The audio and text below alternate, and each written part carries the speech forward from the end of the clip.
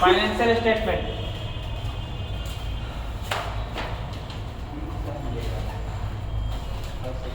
ये एक टॉपिक है जो आप लोगों को पढ़ना है। तो फाइनेंशियल स्टेटमेंट होता क्या क्या है, फाइनेंशियल स्टेटमेंट में क्या क्या इंक्लूड किया जाता है। तो आपको पता है कि जो अकाउंटिंग का जो प्रोसेस है, अकाउंटिंग का जो प्रोसेस है वो स्टार्ट कहाँ से होता है, वो स्टार्ट होता है ट्रांजैक्शन से। कहाँ से? ट्रांजैक्शन से। ट्रांजैक्शन को क्या करते हैं, ट्रांजैक्शन को आइडेंटिफाई करते हैं, ठीक है, कि वो इकोनॉमिक नेचर का है या नॉन इकोनॉमिक नेचर का है। अगर वो इकोनॉमिक नेचर का है तो उसको हम क्या करते हैं, आगे बढ़ाते हैं। आगे बढ़ाने में पहला स्टेज हमारा क्या है, जर्नल एंट्री करते हैं। जर्नल एंट्री सबसे पहला स्टेप हमारा क्या है, जर्नल एंट्री। आप लोग कभी ना कभी लाइफ में सुने ही होंगे, ठीक है। जर्नल एंट्री तो जो हमारा जैसे कि कोई भी ट्रांजैक्शन हुआ, कैश सेल हुआ, क्रेडिट सेल हुआ, कैश परचेज हुआ, क्रेडिट परचेज हुआ, रेंट पेड हो गया, सैलरी पेड हो गया, इलेक्ट्रिसिटी बिल पेड हो गया, कुछ भी कोई भी नेचर का खर्चा है या इनकम है, क्या होता है उसको हम सबसे पहले हम क्या करते हैं, उसको आइडेंटिफाई करते हैं और फिर उसको जर्नलाइज करते हैं। द प्रोसेस ऑफ जो जर्नल एंट्री करने का जो प्रोसेस होता है उसको क्या बोलते हैं, जर्नलाइजिंग। क्या बोलते हैं, जर्नलाइजिंग, ठीक है। ट्रांजैक्शन को जर्नल एंट्री में कन्वर्ट करने के प्रोसेस को क्या बोलते हैं, जर्नलाइजिंग। इसको हिंदी में बोलते हैं रोजनामचा, ठीक है। उसके बाद हम जर्नल एंट्री कर देते हैं, जर्नल एंट्री कर लेते हैं। तो उसके बाद हमारा दूसरा स्टेज क्या है, बिल्कुल शांति से, लेजर। क्या है, लेजर। लेजर में हम क्या करते हैं, लेजर में हम क्या करते हैं, एक तरह का जो जर्नल होता है, एक तरह का जो जर्नल होता है उसको हम एक खांचे में डालते हैं, ठीक है। तो एक तरह का जो जर्नल होता है उसको हम एक डब्बे में डालते हैं। उस प्रोसेस को क्या बोलते हैं, अभी सारा एकदम क्लियर करेंगे अच्छे से। तो उसको हम क्या बोलते हैं, लेजर। और लेजर जैसे ट्रांजैक्शन को जर्नल एंट्री में कन्वर्ट करने को प्रोसेस को बोलते हैं जर्नलाइजिंग। यहाँ पे हम लिख ही देते हैं, ठीक है, इसको बोलते हैं जर्नलाइजिंग, ठीक है। तो उसी तरीके से जर्नल एंट्री को लेजर में कन्वर्ट करने के प्रोसेस को, जर्नल एंट्री के को लेजर में कन्वर्ट करने के प्रोसेस को बोलते हैं पोस्टिंग। क्या बोलते हैं, पोस्टिंग बोलते हैं, ठीक है। तो पोस्टिंग हो गया हमारा, लेजर भी बन गया। आगे हमारा क्या है,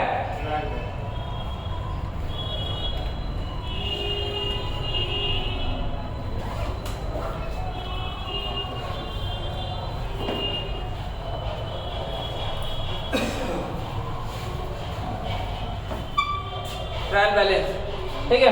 ट्रायल बैलेंस में हम क्या करते हैं,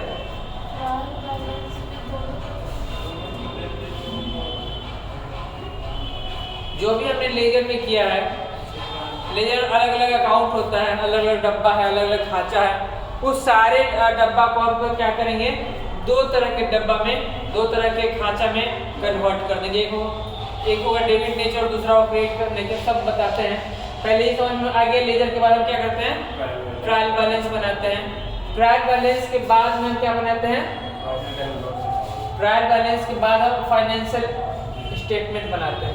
क्या बनाते हैं, इसमें तीन चीज आ जाता है फाइनेंशियल स्टेटमेंट में, ट्रेडिंग अकाउंट और पीएल अकाउंट और क्या जाता है, balance sheet. Trading account, PL account और बैलेंस शीट, ये तीनों जो है वो फाइनेंशियल स्टेटमेंट का ही हिस्सा है। ये तीनों क्या है, फाइनेंशियल स्टेटमेंट का वित्तीय विवरण, क्या बोलते हैं, वित्तीय विवरण का हिस्सा है, ठीक है। तो हम एक पहले हमारा क्या है, बिजनेस है, क्या है, बिजनेस है। बिजनेस में डेली जो है वो सैकड़ों ट्रांजैक्शन होता है, डेली क्या होता है, सैकड़ों ट्रांजैक्शन होता है, ठीक है।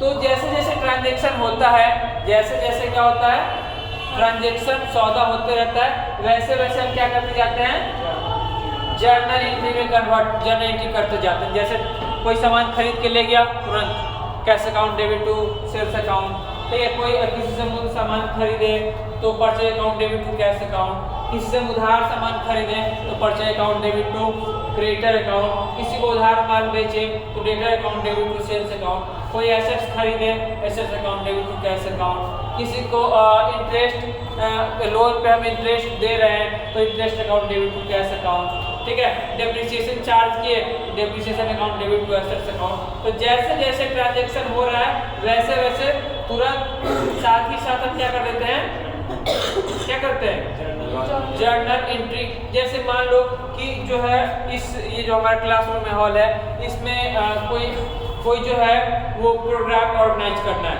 कोई क्या करना है प्रोग्राम, उसमें 50 तरह की चीज़ें आएंगी। तो जैसे जैसे पहले आएगा वैसे हम जहाँ तहाँ रखते जाएंगे, सिस्टमेटिक नहीं रखेंगे, क्या करेंगे रखते जाएंगे, उसको हम फिर बाद में सिस्टमेटाइज करेंगे। तो पहले हम ये कोशिश करेंगे किसी तरीके से जो सामान है वो इस गोडाउन में आ जाए, किसी तरह से जो सामान है वो क्या हो जाए इस जगह पे आ जाए।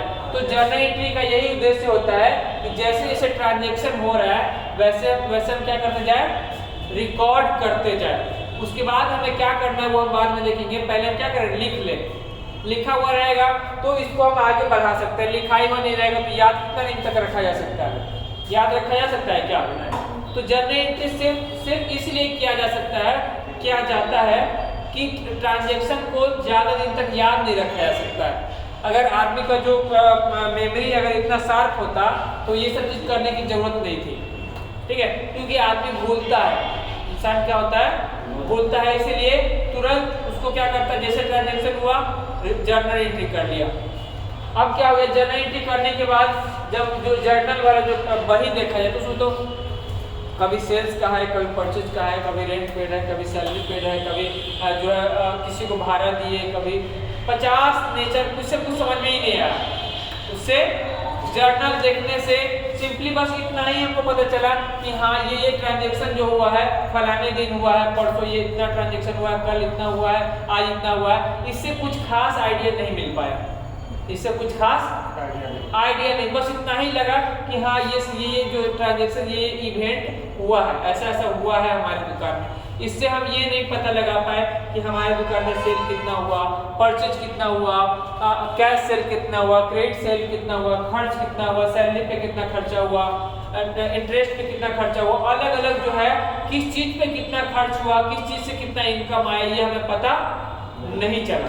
सिंपली हमें इतना पता चला कि ऐसा ऐसा हुआ है, सेल हुआ है, सेल कितना का हुआ ये नहीं पता चला, परचेज किए हैं कितना का परचेज किए हैं ये नहीं पता चला। तो ये चीज़ जानने के लिए हमें क्या करना होगा, हमें जर्नल एंट्री को सिस्टमैटिक ढंग से, जैसे हमने बताया ना कि जो सामान सब है किसी तरीके से इस रूम में ला दिए, किसी तरीके से इस रूम में ला दिए। अब नेक्स्ट क्या होगा, एक तरह के सामान को एक जगह रखना होगा, एक तरह के सामान को एक जगह सिस्टमैटिक रखना पड़ेगा, तभी तो ये पता चल पाएगा कि ये सामान कितना है, ठीक है ये सामान। तो उसी तरीके से हमें ये जानना है कि हमारे बिजनेस में कैश कितना है, आज के दिन पे हमारे बिजनेस में कैश कितना है। तो ये जानने के लिए जर्नल से कभी पता चल पाएगा, कभी नहीं पता चल पाएगा। ये जानने के लिए हमें क्या करना होगा, हमें लेजर बनाना होगा, कैश का अकाउंट बनाना होगा। क्या बनाना होगा, कैश अकाउंट बनाना पड़ेगा। कैश अकाउंट में हम क्या करेंगे, कैश से रिलेटेड जितना भी ट्रांजैक्शन होगा, कैश से रिलेटेड जितना भी ट्रांजैक्शन होगा उसको आपको एक जगह पे लिखना पड़ेगा, कितना पैसा आया कितना पैसा गया, ये दोनों का हमें एक विवरण बनाना होगा, एक स्टेटमेंट बनाना होगा, एक अकाउंट बनाना पड़ेगा और आपको एक जगह पे लिखना पड़ेगा। इसमें तो दो ही चीज पता चल सकता है, सेल्स कितना हुआ है, परचेज कितना, मतलब खरीदे कितना है और कितना मतलब उधार है, किस चीज का डेटा। इसके अलावा और कुछ नहीं पता चलेगा। इसमें सर लेजर आप बनाते हैं तो हर तरह कैश का लेजर बनाते हैं, सेल्स का लेजर बनाते हैं, मतलब कहने का अर्थ है जो खरीदे और जो बेचे और यही दोनों का और क्या चीज और एसेट्स का लेजर नहीं बनता है, मशीन का लेजर नहीं बनता है, बनता है, सैलरी का लेजर बनता है। तो सैलरी के बारे में जानना है तो सैलरी का लेजर देखेंगे, एसेट्स के बारे में जानना है तो एसेट्स का लेजर देखेंगे। कुछ इसका स्पेशलिस्ट का जानकारी है। हाँ वही तो हम बता रहे हैं कि लेजर से हमें अगर हमें जहाँ जाना है डायरेक्ट वहीं जाएंगे, उसके लिए पूरा खाता कहीं कायम खंगालना शुरू करेंगे। जिस गली में जाना है उसी गली का पता पूछेंगे और उसी गली में जाएंगे कि जिस गली में जाना है उसके लिए पूरा पटना का मैप कहाँ लेके हम घूमेंगे, बता रहे ना।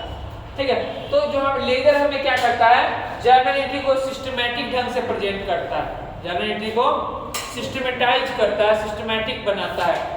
उससे जो हमारा इंफॉर्मेशन बहुत मतलब कि क्या कहें, जो इंफॉर्मेशन है वो बहुत इधर उधर पड़ा हुआ है, उस इंफॉर्मेशन को जो है वो एक नया चेहरा देता है, एक नया सिस्टमैटिक ढंग से प्रेजेंट करता है लेजर। अब इतना ही से काम नहीं बन जाएगा, आपको पता चल गया कि कैश हमारे पास इतना है, सेल्स इतना है, ठीक है, आपको पता चल गया कि हमारे पास कैश इतना है, सेल्स इतना है, परचेज इतना है, सैलरी इतना खर्च किए हैं, इलेक्ट्रिसिटी पे इतना खर्च किए हैं, ठीक है, आपको 50 तक का इंफॉर्मेशन मिल गया। लेजर से तो यही मिलेगा ना, लेजर से तो यही सब चीज मिलेगा, ठीक है। लेकिन ये सब मिलने के बावजूद भी आपसे पूछा जाए कि प्रॉफिट कितना हुआ, तो बता पाएंगे? नहीं बता पाएंगे, ठीक है। तो उसके लिए हमें क्या करना होगा, ये जो फाइनेंशियल स्टेटमेंट है वो बनाना होगा। लेकिन फाइनेंशियल स्टेटमेंट बनाने से पहले हमें एक चीज और करना पड़ेगा। क्या करना होगा? ट्रायल बैलेंस बनाना होगा। क्या करना होगा? ट्रायल बैलेंस बेसिकली क्या करता है? ट्रायल बैलेंस क्या करता है? ट्रायल बैलेंस सिंपली एक लिस्ट बना देता है। क्या करता है? लिस्ट बना देता है। लिस्ट मतलब क्या होता है कि जैसे हमारे इस गोडाउन में कितना तरह का सामान पड़ा हुआ है, कितना तरह का बुक्स कितना है, ठीक है, मटेरियल कितना है, मोबाइल कितना है, टीवी कितना है, खाने पीने की वस्तु कितना है, तो अलग अलग जो चीज है उसका कौन कौन चीज है अवेलेबल और उसका क्वांटिटी क्या है, कौन कौन चीज है और उसका क्वांटिटी क्या। स्टॉक जो है इसके बारे में जानकारी, स्टॉक ही नहीं सब कुछ के बारे में। स्टॉक मतलब क्या आप समझते हैं?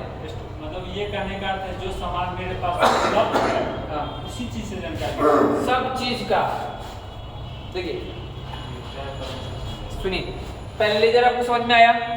लेजर जो है वो सिंपली क्या करेगा, जितना तरह का आप जो ट्रांजैक्शन किए हैं हर ट्रांजैक्शन के लिए क्या करेगा, अलग अलग तरह का लेजर बना देगा, अकाउंट बना देगा, ठीक है, लेजर बना देगा। अब ये जो एक मतलब कि जो बिजनेस में 50 सैकड़ों 400-500 लेजर खुलता है, 400-500 लेजर खुलता है। तो अब इस लेजर से भी हमें ठीक है कैश कितना है ये पता चल गया, सेल कितना है ये पता चल गया, लेकिन हमें अल्टीमेटली जानना है कि प्रॉफिट कितना हुआ। अल्टीमेटली क्या जानना है? प्रॉफिट कितना हुआ। तो इससे हमें ये पता नहीं चल पाएगा। इसके लिए हम एक और कदम आगे बढ़ाएंगे, और हम क्या आगे बढ़ाएंगे, हमें एक लिस्ट बनाएंगे। हम क्या बनाएंगे? लिस्ट। किस बात का लिस्ट बनाएंगे? लिस्ट बनाएंगे हम 2 भागों में बांट देंगे लिस्ट को। लिस्ट को क्या करेंगे? 2 भागों में बांट देंगे। एक डेबिट नेचर का होगा, एक डेबिट नेचर का होगा और एक क्रेडिट नेचर का होगा। तो डेबिट नेचर में किसको डालेंगे? जितना भी जो हमारा एक्सपेंसेज है, जितना भी जो हमारा क्या है एक्सपेंसेज है, और जितना भी जो हमारा क्या है लॉसेज है। क्या है? एक्सपेंस का अकाउंट होगा। जैसे सैलरी कौन सा है? सैलरी अकाउंट कौन सा अकाउंट है? एक्सपेंसेज है। डेप्रिसिएशन कौन सा अकाउंट है? लॉसेज। डेप्रिसिएशन क्या है? लॉस। तो जितना भी जो एक्सपेंसेज होगा लेस लॉसेज होगा और प्लस एसेट्स होगा। प्लस कौन सा? एसेट्स होगा। तो इन सारे को हम क्या करेंगे? एक हिस्सा में रखेंगे। इन सारे को एक हिस्सा में रखेंगे, और इसके अलावा बच क्या गया? जैसे कि जितना भी इनकम होगा, जितना भी बता रहे, जितना भी इनकम होगा और जितना भी गेन्स होगा। इनकम और गेन्स में क्या अंतर है? इनकम मतलब क्या होता है? आय, ठीक है, और गेन मतलब उसका भी मतलब होता है आय, उसका भी मतलब क्या होता है? आय। तो इनकम और गेन्स में क्या अंतर है? इनकम और गेन्स में वही अंतर है। इनकम मतलब वो होता है जो आपको पता है, ऐसा आय जो आपको पता है कि आना ही है, जब सेल करेंगे तो पैसा आएगा, सेल कुछ ना कुछ होना ही है, ठीक है, तय है, आज भले नहीं हुआ कल होगा परसों होगा, होना ही है, इस बात का हमें पूरा पूरा उम्मीद है कि ये इनकम आना ही आना है, ठीक है। किसी को लोन दिए हैं तो इंटरेस्ट आएगा, ये बात इस बात का तय है, 99% गारंटी है कि आएगा, ठीक है। उसके बाद गेन क्या होता है, ऐसा इनकम जो अचानक से आ गया, जैसे मतलब कि लॉटरी लग गया, जैसे क्या हो गया, लॉटरी लग गया, सोचे थे कि लॉटरी लग ही जाएगा, नहीं, तो जो आकस्मिक आय है, कौन सा आय, आकस्मिक आय को ही क्या बोलते हैं, गेन। ये इनकम जो है हमारा रेगुलर आय है, कैसा है, रेगुलर आय, ठीक है। तो चाहे इनकम हो, चाहे गेन हो, चाहे लायबिलिटी हो, चाहे क्या हो, लायबिलिटी हो, ये तीनों को एक हिस्सा में रखते हैं, ये तीनों को एक हिस्सा में, किस को, एक्सपेंस लॉस और एसेट्स, एक्सपेंस लॉस और एसेट्स, इन तीनों को एक हिस्सा में रखते हैं, और इनकम गेन्स और लायबिलिटी को दूसरे हिस्सा में रखते हैं, ठीक है। इसको डेबिट नेचर बोलते हैं और इसको क्या बोलते हैं, क्रेडिट नेचर बोलते हैं। आप बोले कि एसेट्स जो है उसको हम डेबिट क्यों रखें, इसको समझाने में आधा पौन घंटा लग जाएगा, समझा दे, समझा दे, चलिए समझाने की कोशिश करते हैं, बहुत जल्दी समझिएगा। जो हम आपको क्या बताएं कि जो बिजनेस है और बिजनेसमैन है वो क्या है, अलग अलग आदमी है। आप तो ये सुनी होंगे कि जो कैपिटल होता है वो बिजनेस के लिए लायबिलिटी है या एसेट्स है, पहले ये क्लियर कीजिए, एसेट्स या लायबिलिटी क्या है, कैपिटल लायबिलिटी कैसे है, ये अगर साबित कर दीजिएगा तब नौकरी में कोई नहीं रोक सकता।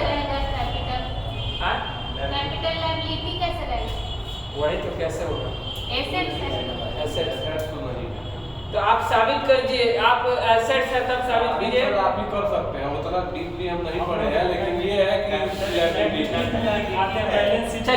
चलिए देखिए हम दो समझाने की कोशिश करते हैं। जो हमारा हम क्या बताए थे, बिजनेस और बिजनेसमैन क्या है, अलग अलग है।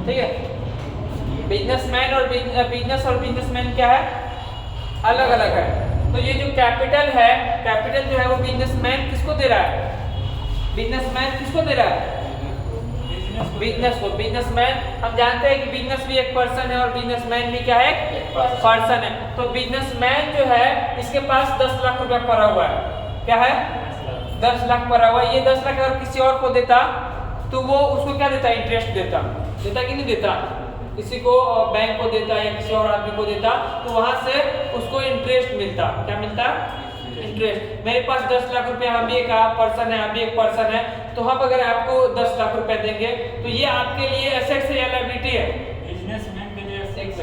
हम बिजनेसमैन है, आप बिजनेस, छोड़िए, हम एक पर्सन है, आप भी एक पर्सन है, हम एक पर्सन है, आप भी एक पर्सन है। हम अपने 10 लाख रुपए आपको दिए हैं, आपको चाहिए, तो ये 10 लाख रुपए आपके लिए एसेट्स है या लायबिलिटी है, क्या है, लायबिलिटी है, पक्का, पक्का, ठीक है, यहाँ तक कोई दिक्कत नहीं, कोई दिक्कत नहीं। तो ये भी एक पर्सन है, ये भी क्या है, और ये भी क्या है। तो इस पर्सन ने इस पर्सन को 10 लाख रुपया दिया, इस पर्सन ने इस पर्सन को, तो इस पर्सन के लिए 10 लाख क्या है, और इस 10 लाख को हम किस नाम से जानते हैं, कैपिटल क्या हुआ, किसके लिए, बिजनेस के लिए, वही तो बिजनेस के लिए। तो क्लियर। अब आप कहेंगे कि ये जो एसेट्स है, ये एसेट्स जो है वो इसको यहाँ हम डेबिट नेचर में क्यों रखे हैं, एक्सपेंसेस के साथ क्यों रखे हैं, एक्सपेंसेस के साथ क्यों रखे हैं। ठीक है, ये जो 10 लाख रुपए आपको हम दिए हैं, ये आपके माथा के ऊपर एक तरह का लोड है कि नहीं है? बिल्कुल लोड है। तो ये जो खर्च हो जाता है, ये जो खर्च हो जाता है, तो आपके ऊपर एक तरह का लोड कम हो जाता है। एक तरह का लोड क्या हो जाता है? अरे 10 ईंटा रखे थे, 10 ईंटा में से 1 ईंटा खर्च हो गया, तो आपका लोड कम हुआ कि नहीं हुआ? तो उसी तरीके से एसेट्स भी जो है, इसको थोड़ा सा साबित करना थोड़ा मुश्किल हो जाएगा। ठीक है, एसेट जो आप अभी इतना ही याद रखिए कि ये जो एसेट जो है वो एक्सपेंस और लॉस के साथ ही आता है। दोनों डेबिट नेचर का है। दोनों किस नेचर का है? कैपिटल लायबिलिटी कैसे वो समझ में आया? इस बात के लिए ये जानना बहुत जरूरी है कि बिजनेस और बिजनेसमैन क्या है, अलग अलग है और दोनों अलग अलग व्यक्ति है। दोनों क्या है? अलग अलग व्यक्ति है। उसमें सर क्रेडिट में जो लिखे हैं, गेन लिखे हैं, इनकम प्लस गेन, तो उसमें कमीशन आ सकता है? बिल्कुल आ सकता है। और ये जो लेजर जो बनाए हैं, तो लेजर का जो जैसे कि परचेज बनाए, तो परचेज का कुछ तो शेष आए, क्रेडिट में तो आए। ट्रायल बैलेंस का यदि डेबिट आता है तो ट्रायल बैलेंस का किधर डालेंगे? ट्रायल बैलेंस देखिए, परचेज जो हमारा है, परचेज आप मतलब हमारा बताइए, इनकम है, गेन है, एक्सपेंस है, लॉस है, एसेट्स है, लायबिलिटी है, क्या परचेज है? परचेज हमारा एसेट्स है, नहीं परचेज हमारा खर्च है। परचेज हमारा क्या है? परचेज करते हैं तो हमारा पैसा देते हैं ना, तो वो हमारे लिए क्या है? खर्च है। स्टॉक हमारा एसेट्स है, जो गोडाउन में सामान पड़ा हुआ है वो हमारे लिए क्या है? मशीनरी हम परचेज की। हाँ, तो परचेज मेरा तो एसेट्स होगा ना सर, जैसे मशीनरी अकाउंट। अरे एक सुनिए, परचेज हमारा 2 तरह का होता है। ठीक है, परचेज जैसे एक हमारा है, एक जिस चीज का हम खरीद बिक्री करते हैं तो वो हमारे लिए क्या है? गुड्स है, वो हमारे लिए क्या है? और हम कई बिजनेस में अलग अलग चीजों का इस्तेमाल करते हैं, तो वो हमारे लिए क्या हो गया? वो हमारे लिए क्या है? एसेट्स है। वो क्या है? तो जब हम परचेज का लेजर बनाते हैं, जब हम परचेज का लेजर बनाते हैं, परचेज अकाउंट बनाते हैं, तो इसको हम काउंट करते हैं, इसको नहीं काउंट करते हैं। परचेज के लेजर में एसेट्स वाला परचेज को नहीं काउंट करते हैं, तो एसेट्स के लिए अलग से अकाउंट बनाते हैं। ठीक है, जो हम परचेज का मतलब कौन सा परचेज? गुड्स, जो हम डेली खरीदते हैं, बेचते हैं, डेली खरीदते हैं और डेली बेचते हैं, ऐसे गुड्स को हम कहाँ पे रखते हैं? परचेज अकाउंट में। एसेट्स का जो परचेज होता है वो तो एसेट्स अकाउंट में चला जाता है। ठीक है, तो ट्रायल बैलेंस में हम क्या करते हैं? ट्रायल बैलेंस में जो हमारा एक तरह का जो है एक्सपेंसेस, लॉसेज और एसेट्स, इसको हम एक साइड में रखते हैं, डेबिट साइड में, और इनकम, गेन्स और लायबिलिटी को हम क्या करते हैं? दूसरे हिस्सा में रखते हैं, क्रेडिट साइड। किस साइड? Credit side. और अगर हमारा जो अभी तक जो हम अकाउंट बनाए हैं अगर सही है, एक भी गलती नहीं है, तो अब क्या हो जाएगा? मैच कर जाएगा। डेबिट साइड और क्रेडिट साइड मैच कर जाएगा अगर हमने कोई गलती नहीं किया है तो। ठीक है, अगर कोई गलती नहीं किया है तो क्या हो जाएगा? मैच हो जाएगा। लेकिन अगर हमने कोई गलती किया होगा, हमने क्या किया होगा? कोई गलती किया होगा तो हमारा मैच नहीं करेगा, हमारा मैच नहीं करेगा।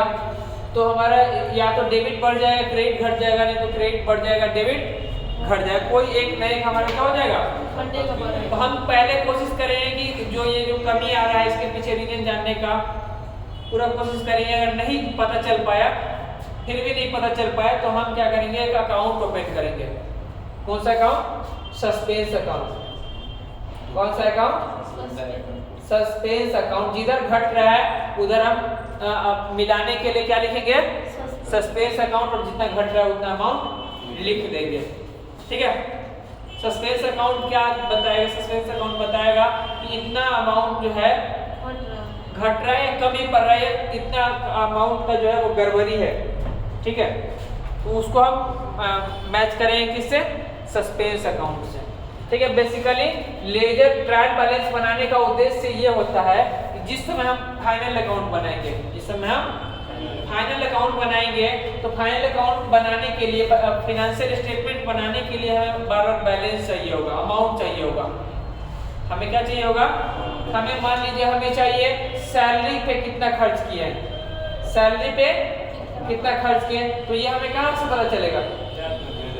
लेजर में होगा, सैलरी का लेजर होगा। तो हमें बार बार सैलरी तो 400-500 सॉरी लेजर तो 400-500 लेजर होता है, तो हर बार 400-500 को हम खंगालेंगे तो हम परेशान नहीं हो जाएंगे। तो इसीलिए हम बार बार हमें फाइनेंशियल स्टेटमेंट बनाते समय दिक्कत ना हो, लेजर को ढूंढना पड़े, एक ही बार में हम क्या करते हैं लिस्ट बना लेते हैं, एक बार में क्या करते हैं और उसको हम क्या बोलते हैं ट्रायल बैलेंस, ताकि हमें फाइनेंशियल स्टेटमेंट बनाने में सुविधा हो। फाइनेंशियल स्टेटमेंट बनाने में क्या हो सुविधा हो, और कुछ नहीं। ट्रायल बैलेंस का और कोई यूज नहीं है, बस फाइनेंशियल स्टेटमेंट बनाने समय हमें क्या मिलना चाहिए सुविधा हो। और बस समझ में आया यहाँ तक क्लियर? एक जो है अभी बताया सर परचेज जो खर्च है तो ट्रायल बैलेंस के खर्च में दिखाएंगे, ट्रायल बैलेंस के डेबिट में दिखाएंगे। परचेज को हम लेजर बनाते हैं तो उसका पैसा हमें ट्रायल बैलेंस के खर्च में दिखाएंगे। ट्रायल बैलेंस का खर्च नहीं होता है, ट्रायल बैलेंस में दो ही चीज होता है, या तो डेबिट होता है या तो क्रेडिट होता है। जी सर डेबिट अभी जो बताया ना सर कि डीआरटी एक्सपेंसेस लॉस जितना भी आता है वो दिखाता है। हाँ तो फिर मेरा परचेज जो है तो ये तो खर्च है मेरा। हाँ बिल्कुल खर्च है तो एक्सपेंस तो डीआर में आ जाएगा। हाँ डीआर में आ जाएगा। परचेज में जो शेष आएगा ट्रायल बैलेंस से तो हम तो एक्सपेंस में दिखाएंगे, डीआर में दिखाएंगे। हाँ डीआर में दिखाएंगे, शेष उसी में दिखाएंगे ना। हाँ एक्सपेंस में दिखाएंगे, तो वो एक्सपेंस कहाँ दिखाएंगे वो आगे बताते हैं। अब हम आते हैं फाइनेंशियल स्टेटमेंट पे, किस पे आते हैं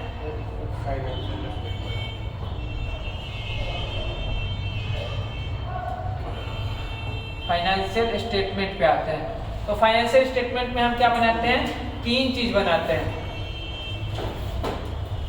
ठीक है।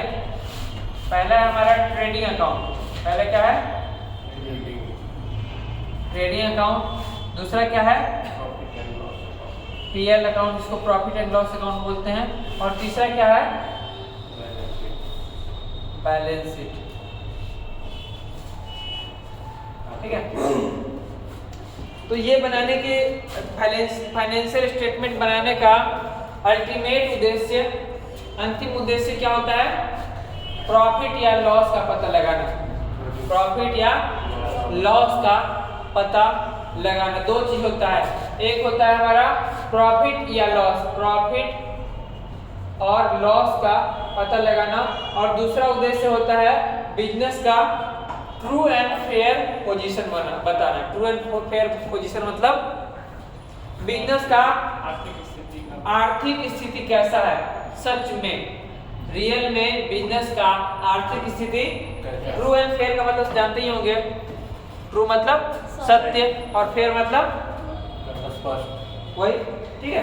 तो बिल्कुल मतलब कि फाइनेंशियल बिजनेस का फाइनेंशियल हेल्थ कैसा है, अच्छे पोजीशन में है या अच्छे पोजीशन में नहीं है, अगले 5 साल में बिजनेस का क्या होना है, किस डायरेक्शन में बढ़ रहा है, तो ये सब दिखाना जो है वो इसके लिए हमें क्या करना होता है फाइनेंशियल स्टेटमेंट बनाना पड़ता है, ठीक है। तो क्वेश्चन में आपसे पूछेगा what is the reason behind preparation of financial statement, तो अगर आप एक ऑप्शन में ये जरूर होगा to show the true and fair position of business, to show the true and fair financial position of business, ठीक है। तो ये जो है फाइनेंशियल स्टेटमेंट का महत्वपूर्ण उद्देश्य है।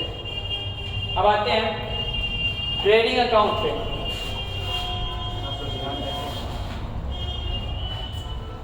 ट्रेडिंग अकाउंट में हम क्या क्या करते हैं और हम इसे क्यों प्रिपेयर करते हैं, तो इसमें हम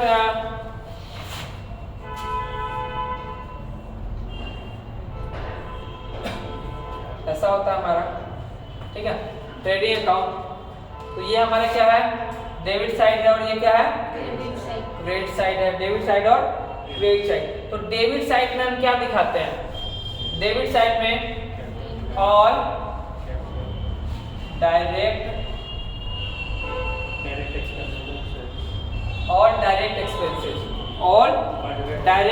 एक्सपेंसेस, और उसके बाद ये क्रेडिट साइड में क्या दिखाते हैं ऑल डायरेक्ट इनकम,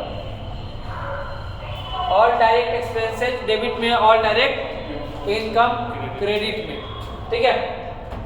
इसके बाद अगर हमारा जो इनकम है वो ज़्यादा है और सॉरी हमारा एक्सपेंसेस कम है, इनकम ज़्यादा एक्सपेंसेस क्या है कम है, तो डिफरेंस क्या होगा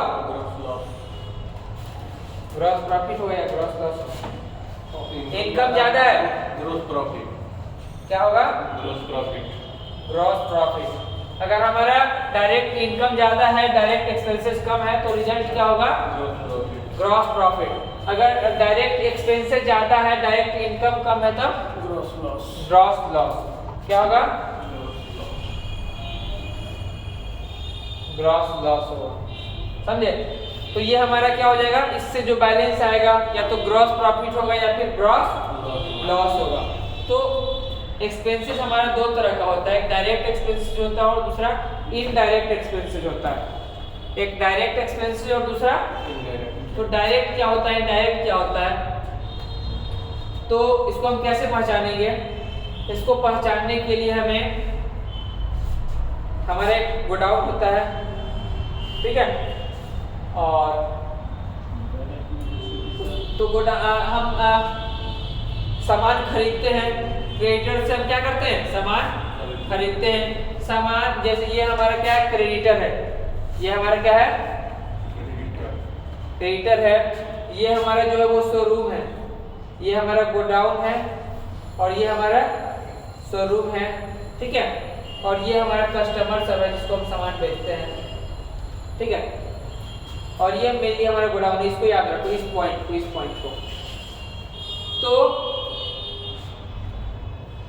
क्रेडिटर से सामान लेके गोडाउन तक पहुंचाने में, कहां तक? गोडाउन तक पहुंचाने में जो भी खर्च हो रहा है, जो भी खर्च हो रहा है, या फिर आप इन दोनों को एक ही चीज में इंक्लूड कर लेते हैं। हमारा जो गोडाउन और शोरूम एक ही जगह पे है, गोडाउन और शोरूम क्या है? एक ही जगह पे है। तो क्रेडिटर से लेके हमारे जगह पे, हमारे गोडाउन हो चाहे हमारा दुकान हो, हमारे पोजीशन में आ गया, हमारे कब्जे में आ गया। गुड्स जो कहाँ जाना चाहिए? हमारे जगह पे, हमारे कब्जे में आ जाना चाहिए। इस बीच में जो भी खर्च हुआ है, इस बीच में जो भी खर्च हुआ है उसको हम क्या नाम देंगे? Direct expenses. क्या नाम देंगे? Direct expenses. और इसके बाद दुकान से बाद जो भी खर्च होगा या गोडाउन के बाद जो भी खर्च होगा, सिंपली गोडाउन के बाद उस गुड्स के ऊपर जो भी खर्च हो रहा है वो सब खर्च क्या कहलाएगा? Indirect expenses. गोडाउन तक पहुंचने में क्या क्या खर्चा होगा? एक तो कॉस्ट प्राइस, जो हम सामान खरीदेंगे वो तो पैसा लगेगा ही लगेगा, इसको हम परचेज बोलते हैं। परचेज हमारा एक्सपेंसेस कैसे है? क्योंकि हम जिससे हम सामान खरीद रहे हैं उसको हम पैसा दे रहे हैं, उसको हम क्या दे रहे हैं? पैसा दे रहे हैं, तो वो हमारा खर्च है। तो कैसा खर्च है? डायरेक्ट या इनडायरेक्ट? डायरेक्ट है। क्यों? क्योंकि वो खर्च जो है वो गोडाउन में सामान आने से पहले ही हो गया है, गोडाउन में सामान आने से पहले हो गया, इसलिए परचेज हमारा क्या है? डायरेक्ट एक्सपेंसेस है। परचेज पे जो टैक्स लगा, परचेज पे जो टैक्स, वो भी हमारे डायरेक्ट एक्सपेंसेस है, ठीक है। परचेज करने के बाद गोडाउन तक लाने में अगर जो भाड़ा लग रहा है, कोई ट्रांसपोर्टेशन लग रहा है, कोई कैरेज लग रहा है, कोई ठेला खर्चा लग रहा है, जो भी खर्च हो रहा है यहाँ तक पहुँचने में जो भी खर्च हो रहा है वो सब क्या कहलाएगा? Direct expense. एक बार गोडाउन में पहुँच गया, एक बार गोडाउन में पहुंचा, उसके बाद रख रखाव में खर्च हो रहा है, उसको सेल करने में सेल्समैन को सैलरी देना पड़ रहा है, गोडाउन का रेंट देना पड़ रहा है, इलेक्ट्रिसिटी बिल देना पड़ रहा है, ये सब खर्च क्या कहलाया जाएगा? Indirect expense. क्या कहलाएगा? जैसे चलते चलते मशीन खराब हो गया, तो ये मेरे लिए तो खर्चे है एक तरह। आप गुड्स को एसेट्स के साथ क्या है आप मैच कर रहे हैं? तो हम जब चलती मशीन जो खराब हो जाए तो मेरे लिए ऐसा होगा। देखिए, आपका कोई चीज का दुकान है? नहीं, तो आप किसी दुकान का एग्जाम्पल लीजिए। दुकान नहीं है, ये नहीं, आपको अच्छे समझाते हैं। पहले कोई किसी भी चीज के दुकान का एग्जाम्पल लीजिए, किराना दुकान, दवा दुकान, मिठाई दुकान, आप किसी चीज का दुकान। आप बताइए ना, आप बताइए।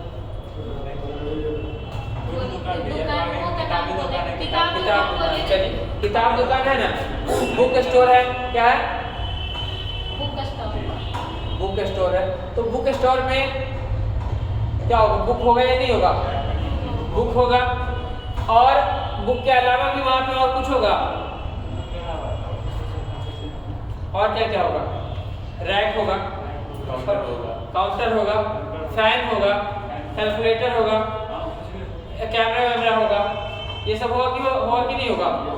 लेकिन वो दुकानदार जो है वो कैमरा डेली खरीद के डेली जो है निकाल के बेचेगा क्या? या रैक जो है बुक नहीं बेचेगा, रैक ही बेच देगा, ऐसा होगा क्या? काउंटर बेचेगा नहीं, फैन बेचेगा, बेचेगा क्या? बुक। उसका काम क्या है? बुक खरीदना और बुक बेचना। तो ये जो बुक, एक मिनट, ये जो बुक है उसके लिए क्या है? स्टॉक है। बुक उसके लिए क्या है? स्टॉक है, गुड्स है। इसका मेन काम है गुड्स, बुक को खरीदना, बुक को बेचना, ठीक है, किताब खरीदना, किताब बेचना। और इसके पास उसके अलावा जो भी पड़े हुए हैं, चाहे वो फैन है, बल्ब है, एसी है, वो सब उसके लिए क्या है? एसेट्स है, वो सब क्या है। और इसको इससे आप कंपेयर मत कीजिए। ये आपको सब कर सकते हैं, मतलब डेली का जो खर्च होता है, डेली का आदान प्रदान, उसमें जो खर्च होता है वो दिखाएंगे। हाँ, ठीक है। आप एसेट्स को स्टॉक के साथ उसको बात ही नहीं करना है, ठीक है। मान लो कोई और दूसरा फर्नीचर वाला है, कोई क्या है, और उसका मतलब कि बुक भी पढ़ने का शौक है, ठीक है, तब उसके लिए फर्नीचर स्टॉक हो जाएगा, फर्नीचर क्या हो जाएगा, और उसके लिए जो बुक है क्या हो जाएगा? एसेट्स हो जाएगा, बुक क्या हो जाएगा। तो ये डिपेंड करता है कि आपका नेचर ऑफ बिजनेस क्या है, आपका नेचर ऑफ बिजनेस क्या है, समझे? बढ़े आगे। तो हमारा ट्रेडिंग अकाउंट का रिजल्ट क्या होगा? या तो ग्रॉस प्रॉफिट होगा या फिर ग्रॉस लॉस होगा। यहाँ से जो ग्रॉस प्रॉफिट या ग्रॉस लॉस होगा, इसको हम क्या करेंगे? इसके साथ क्या करेंगे? इसको हम पीएल में ट्रांसफर करेंगे। क्या करेंगे? इसको हम पीएल, प्रॉफिट एंड लॉस में, ये भी एक ऐसा ही है, ठीक है, पीएल में ट्रांसफर करेंगे। अगर ग्रॉस प्रॉफिट हुआ तब किधर जाएगा? पीएल में किधर जाएगा? ये यहाँ डेबिट साइड में, या ये यहाँ किधर है? डेबिट साइड में है, तो पीएल में किधर जाएगा? यहाँ पे क्या लिखेंगे? 2 या बाई लिखेंगे? बाई लिखेंगे या 2 लिखेंगे? इधर क्या लिखेंगे? तो यहाँ क्या लिखेंगे? By gross profit. अगर ग्रॉस लॉस हुआ तो क्या लिखेंगे? 2 ग्रॉस लॉस, 2 ग्रॉस लॉस। उसके बाद जितना भी जो और indirect expenses plus losses, all indirect expenses plus losses कहाँ पे लिखेंगे? Debit side. All indirect expenses plus losses PL account के डेबिट में लिखेंगे, ठीक है। उसके बाद और इनडायरेक्ट इनकम प्लस गेन्स, इसको हम कहाँ लिखेंगे? क्रेडिट में। कहाँ लिखेंगे? क्रेडिट में। और इसका जो रिजल्ट आएगा, इन सबको भी बैलेंस करने के बाद कुछ तो अमाउंट आएगा या नहीं आएगा? जरूर आएगा। अगर ये जो है ये ज़्यादा हो गया और ये कम हो गया, ये ज़्यादा हो गया मतलब कि ज़्यादा इनकम हो गया और खर्चा क्या हो गया? कम हो गया, तो रिजल्ट क्या आएगा? रिजल्ट क्या आएगा? Net profit. क्या आएगा? नेट प्रॉफिट, ठीक है। वही इसका उल्टा हो गया, खर्चा ज्यादा हो गया, इनकम कम हो गया, क्या हो जाएगा? Net loss. अब इस नेट प्रॉफिट ने नेट लॉस के साथ क्या करेंगे? इसको क्या कहाँ ट्रांसफर करेंगे? कहाँ पे? कहाँ पे करेंगे ट्रांसफर? बैलेंस शीट के कहाँ? क्रेडिट नहीं होता है बैलेंस शीट में, उसी दिन बता दीजिए। नहीं, ऐसे कैपिटल में जुटेगा। अगर प्रॉफिट है तो कैपिटल में जुट जाएगा और लॉस है तो कैपिटल से घट जाएगा। प्रॉफिट है तो कैपिटल में जुट जाएगा और लॉस है तो कैपिटल में। और कैपिटल किस साइड होता है? एसेट साइड या लायबिलिटी साइड? एसेट साइड या लायबिलिटी साइड? लायबिलिटी साइड, ठीक है।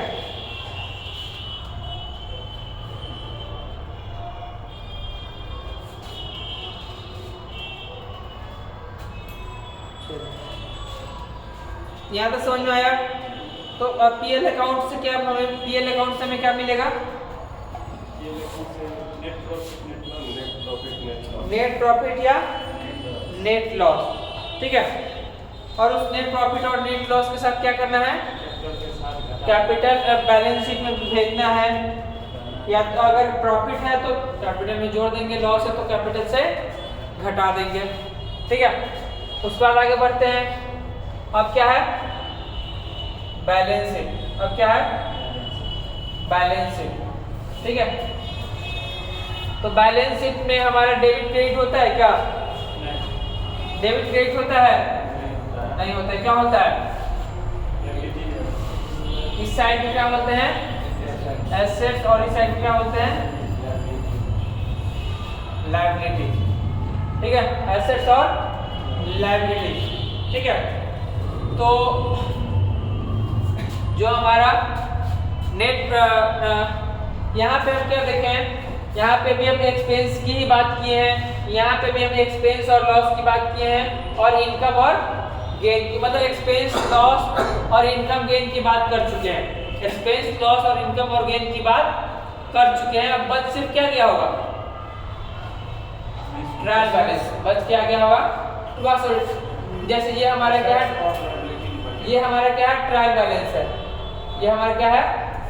ट्रायल बैलेंस है। इसमें हमारा इनडायरेक्ट एक्सपेंसेज है, इनडायरेक्ट इनकम है, ठीक है। डायरेक्ट एक्सपेंसेज है, डायरेक्ट इनकम है, ठीक है। लॉसेज है, गेन्स है, एसेट्स है और लायबिलिटी है। इतना चीज होगा हमारे ट्रायल बैलेंस में। कितना होगा? ये सब कुछ होगा। इनडायरेक्ट क्या होगा? Indirect expenses, indirect income, direct expenses, direct income, losses, gains, assets और लायबिलिटी। ये सब चीज हमारा कहाँ पे होगा? ट्रायल बैलेंस में। तो हम लोग ट्रेडिंग और पीएल में किसका किसका बात कर चुके हैं? इसका बात कर लिए, इसका भी कर लिए, इसका भी, सब कुछ का बात कर लिया। बच गया सिर्फ क्या? एसेट्स और लायबिलिटी। तो बचा हुआ एसेट्स और लायबिलिटी कहाँ जाएगा? बैलेंस शीट में। तो बैलेंस शीट में इनकम या इनकम लॉस वगैरह आएगा क्या? नहीं आएगा, क्योंकि वो सब कुछ कहाँ हो चुका है? ट्रेडिंग पीएल में हो चुका है। ट्रेडिंग पीएल का जो बैलेंस है उसको हम कहाँ ट्रांसफर करेंगे? बैलेंस शीट में। उसका जो प्रॉफिट क्या है? निचोड़ है। प्रॉफिट क्या है? उन सब खर्चा और इनकम का एक निचोड़ है जिसको हम प्रॉफिट बोलते हैं, और उसको बैलेंस शीट में रखा जाएगा। एसेट्स कितने तरह का है? 2 तरह का, करेंट एसेट्स और फिक्स्ड एसेट्स। करेंट एसेट्स कौन सा है?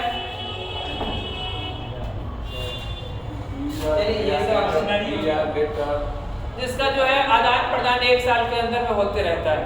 जैसे डेटर है, किसी को 2 साल के लिए उधार देते हैं क्या? नहीं देते हैं।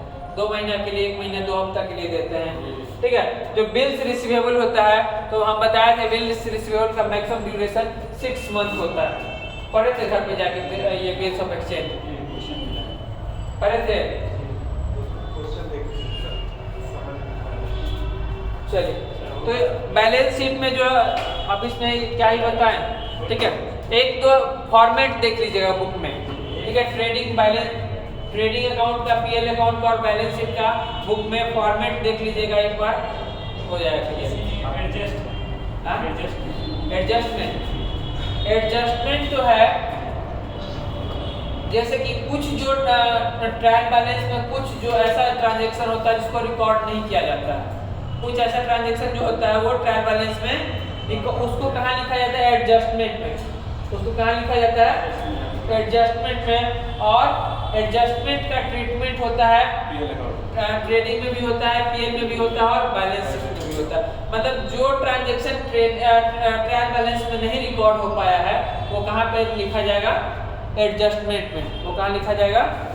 एडजस्टमेंट। मान लो कि ट्रायल बैलेंस प्रिपेयर हो गया है, उसके बाद कोई खर्चा हमें पता चला, कोई इनकम हमें पता चला, तो जैसे सर मान लेते हैं सर, यहाँ मतलब स्टॉक है मेरे पास, स्टॉक क्लोजिंग स्टॉक है मेरे पास। यदि अंतिम खाता बनाने से पूर्व हमें छूट गया एंट्री करना, तो फिर हम कहाँ दिखाएं? अभी तो मेरे पास इतना खाता है, हम दिखाएंगे। मतलब कि ट्रायल बैलेंस में आप स्टॉक नहीं लिखे हैं?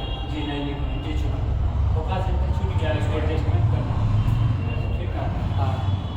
मतलब एक तो हम लोग ट्रायल बैलेंस हम लोग जो है क्लोजिंग स्टॉक को कहाँ दिखाते हैं, ये ट्रेडिंग अकाउंट में दिखाते हैं, ट्रेडिंग अकाउंट में दिखाते हैं, ठीक है। और दूसरा कहाँ दिखाते हैं, बैलेंस शीट में दिखाते हैं। दूसरा कहाँ दिखाते हैं, बैलेंस शीट में। ये जो है जो हमारा क्लोजिंग स्टॉक है, यहाँ पे हमारा इनकम है, यहाँ पे हमारा डायरेक्ट इनकम है, यहाँ पे क्या है, डायरेक्ट इनकम है। और वही क्लोजिंग स्टॉक जो है बैलेंस शीट में जाके एसेट्स बन जाता है।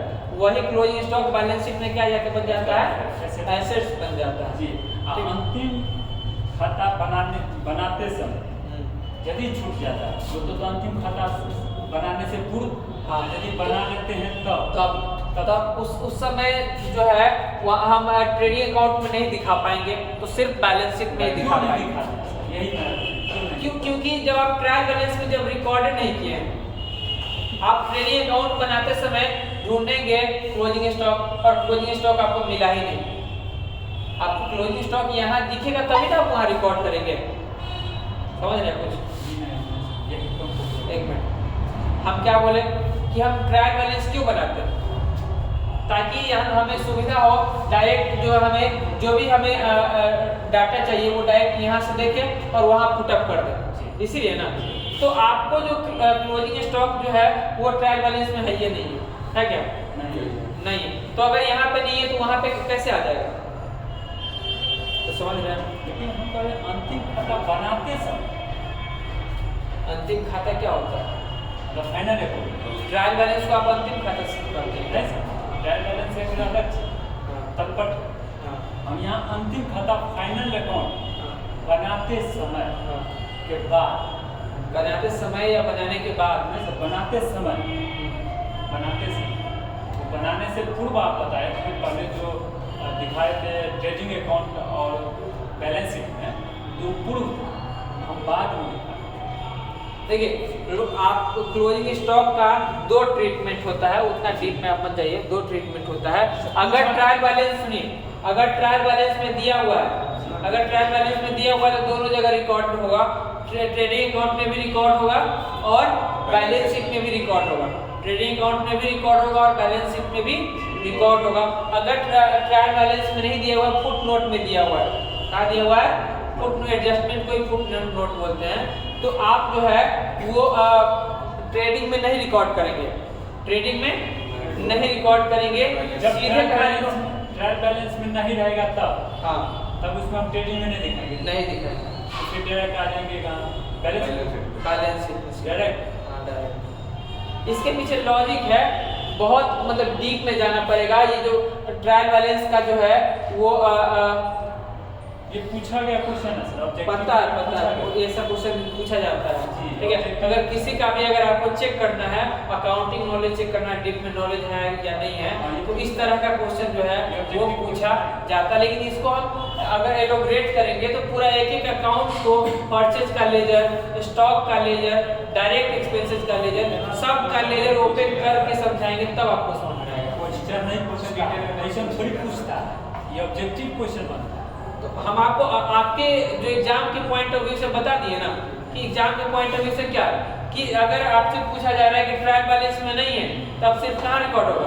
बैलेंस शीट में। अगर ट्रायल बैलेंस में है तो ट्रेडिंग अकाउंट में भी और बैलेंस शीट में। बस इतना ही याद रखना। बाकी जो आपको अगर डिटेल में चाहिए तो एग्जाम के बाद मिलिए, ठीक है? क्लियर?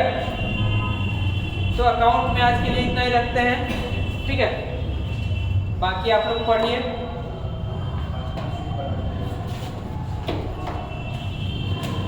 पार्टनरशिप तो इस सिलेबस में नहीं दिया गया है। पढ़ा दिया सिलेबस में नहीं है, पार्टनरशिप तो पढ़ना ही पड़ेगा, कंपनी से क्वेश्चन आएगा कल में सर पार्टनरशिप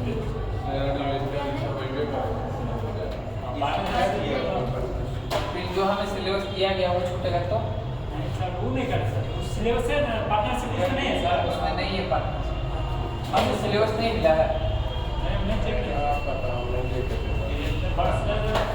आपके मतलब वो जो है, देखिए हमको सिलेबस में, अकाउंट के सिलेबस में क्या क्या दिया गया? सो आपको सिर्फ 11th का दिया गया, सिर्फ 11 इसमें 11th का ही सारा सब्जेक्ट। सर आपको तो पढ़ा लीजिएगा। पार्टनरशिप देखेंगे सर। पार्टनरशिप से आएगा और कंपनी से आएगा। पार्टनरशिप कंफर्म है कि आएगा। देखिए अकाउंट में क्या क्या है, जो थ्योरी वाला है वो सारा है, ठीक है। थ्योरी जो उस दिन बताए थे, जो भी कॉन्सेप्ट सब बताए थे वो सब बताए थे, मतलब है। उसके बाद ट्रायल बैलेंस है, रेक्टिफिकेशन ऑफ एरर्स है, ठीक है। डेप्रिसिएशन है, बिल्स ऑफ एक्सचेंज है, फाइनेंशियल स्टेटमेंट है जो कि आज हम बताएं। उसके बाद अकाउंट फॉर इनकम्प्लीट रिकॉर्ड, इसको सिंगल एंट्री सिस्टम बोलते हैं, क्या बोलते हैं। और उसके बाद कंप्यूटर वाला है सब है, जो कि हम नहीं पढ़ाएंगे, ठीक है।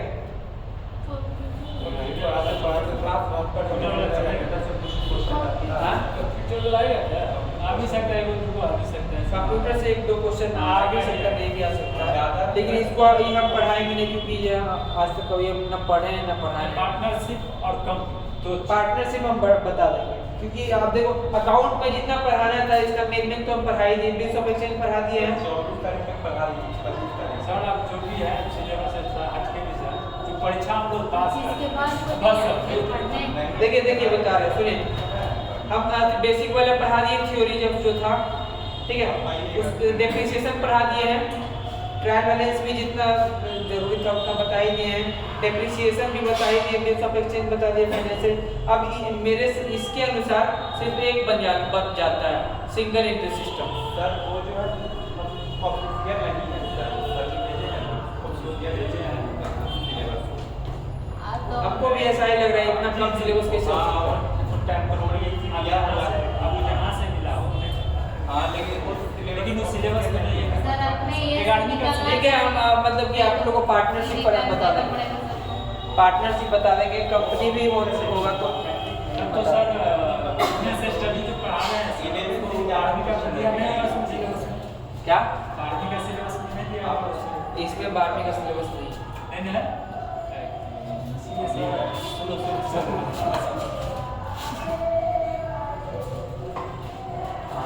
किताब बचा हुआ है सर, अब अरे ये इस चीज का प्रॉब्लम है, इसीलिए शॉर्टकट सिलेबस के लिए सर को स्टूडेंट के नहीं तो क्या होगा अगर आपका भी 100 प्लस कॉलेज में स्टूडेंट नहीं है, कार स्टूडेंट जाइएगा एग्जाम में ऐसे ही 3 पार्ट में बांटिए। यहाँ के बारे में बोल रहे हैं यहाँ का छोड़िए ना, यहाँ से का मतलब अरे तो एक सेक्टर का कैपेसिटी होता है मात्र 300। अरे एक ही सेंटर पे है थोड़ी 6 सेंटर मिला है, 13 जगह पे है। नहीं 6 जगह मिला, कौन बोला कहाँ पर है? 6 जगह तो दिखाई नहीं, वो बोला कि 6 क्या क्या 13 जगह 12 जगह है। अरे ये तो मान के चलिए 20,000 से भारत से कम सेंटर नहीं काटने में है। रहेगा, ये चीज से कंफर्म हो गया है। सेंटर काटने में रहेगा। बिजनेस कोई बोलते हैं हमको भी ग्रुप में जोड़ बिजनेस स्टडी का बुक, बिजनेस स्टडी का बुक बिजनेस स्टडी का बुक पता चलेगा ना। नहीं चाहिए। नहीं बनेगा, नहीं बता पड़ेगा। नहीं बता दो। बिजनेस स्टडी स्टार्ट करते हैं, ठीक है।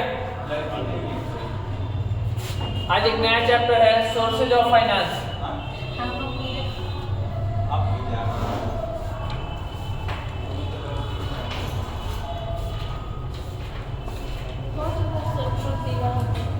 सोर्सेज ऑफ बिजनेस सेक्टर नहीं दिया पूजा, डेट दिया है। डेट दे दिया है। तुम ही ठीक हो ना, टेंशन फ्री रहती हो, जानवे नहीं करती हो, टेंशन तो होबे नहीं करता। बीमार है, टेंशन से बीमार है। बीमार है, चीजें तो कुछ सोचती नहीं है, ठीक है।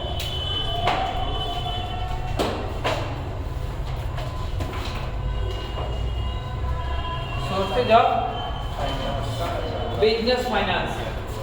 सोर्सेज मतलब क्या होता है? स्रोत, स्रोत, ठीक है। तुमको ऐसे ही ले ले बिना एग्जाम। ऐसे ही सिलेक्ट कर ले। हाँ बहुत कम है ना सर। नंबर ऑफ परसेंटेज है ना, हाँ क्या सिलेबस है? सबसे फर्स्ट मेरिट बनेगा। क्या वजह से हम इस समझ नहीं पा रहे हैं। मेरी टेंशन बना दे। सबसे फर्स्ट मेरिट बनेगा उनका, इसलिए बोलते हैं। अरे बन भी जाएगा, चिंता मत कीजिए, हो जाएगा हो जाएगा। सर अभी 2 किताब बचा हुआ है सर, 3 किताब बचा हुआ है, अभी हाथ भी नहीं लगा है। नेगेटिव मार्किंग है या नहीं? निगेटिव तो नहीं है। आँख मूंद के मार देना है, लेकिन सर, फटाफट। अरे आग बंद करेगा ऐसे वो उसको एकदम लेकिन सर 3 सेट में कर दिया ना, थोड़ा वही करने डिफिकल्ट टिपिकल क्वेश्चन जॉब कर दो।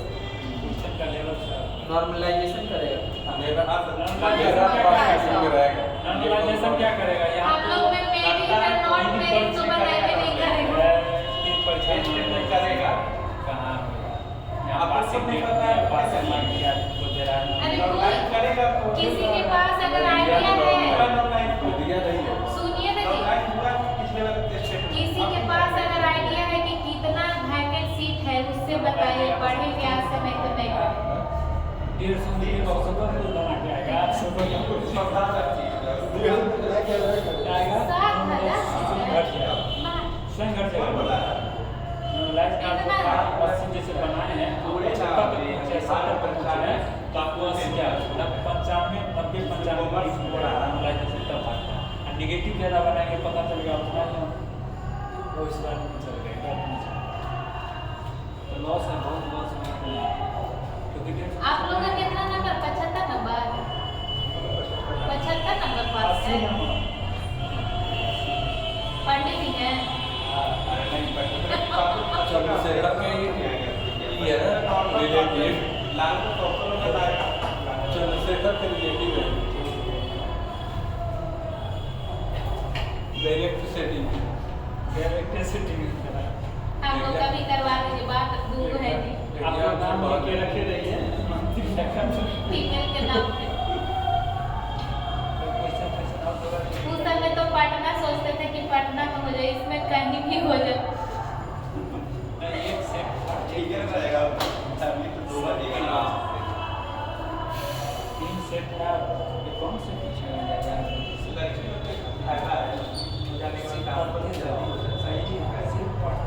सर जिस जिस जिला में है मैं उस जिला में जाएंगे तो रेंट लेने में हेल्प करिएगा। लेकिन आज समझ में आया सर अकाउंट पढ़े जैसे लग रहा है अच्छा, इससे पहले क्या लग रहा है? कि जितना प्रॉब्लम था मेरा PRCR और शेष मोर स्टडी मोर पूरी सब कंफ्यूजन। आता है सर हम लोग ने इन्विजिलेटर बन करके चलिए सर। क्योंकि जहाँ से क्वेश्चन आ रहा है हाँ, हर वाला हाँ, क्वेश्चन चलिए। था सेंटर बताइएगा।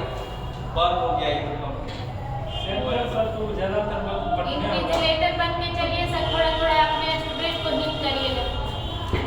देखिए ना बराबर जी सर पहुँचेगा तो बता दीजिए चलिए, सोर्सेज ऑफ बिजनेस फाइनेंस पढ़ते हैं। सोर्सेज मतलब क्या होता है? स्रोत, ठीक है। और किसका स्रोत की बात की जा रही है? फाइनेंस। इसको हिंदी में क्या बोलते हैं? वित्त। क्या बोलते हैं? वित्त, पैसा, मनी, कैपिटल, ठीक है। तो हर एक बिजनेस को चलाने के लिए क्या चाहिए? फाइनेंस चाहिए कि नहीं चाहिए? Yes, sir. वित्त चाहिए, पैसा चाहिए, कैपिटल चाहिए, ठीक है।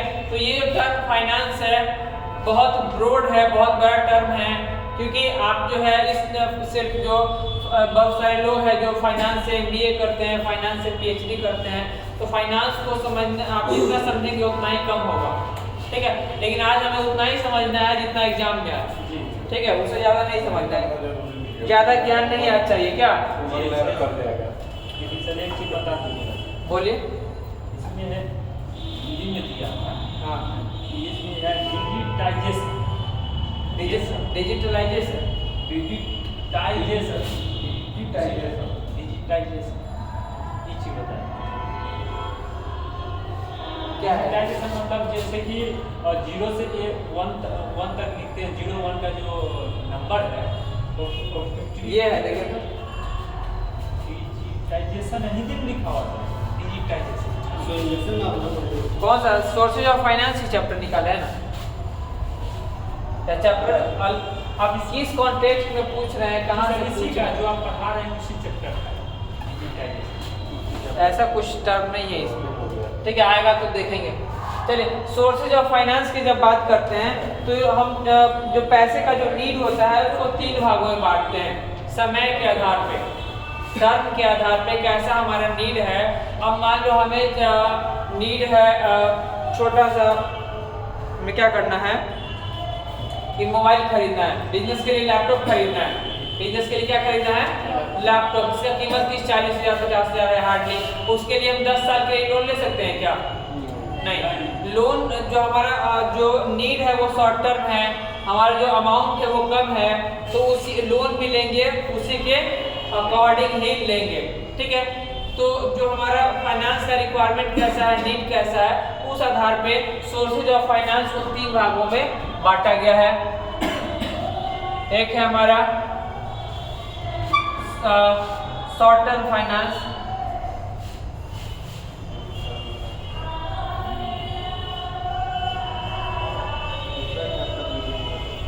दूसरा है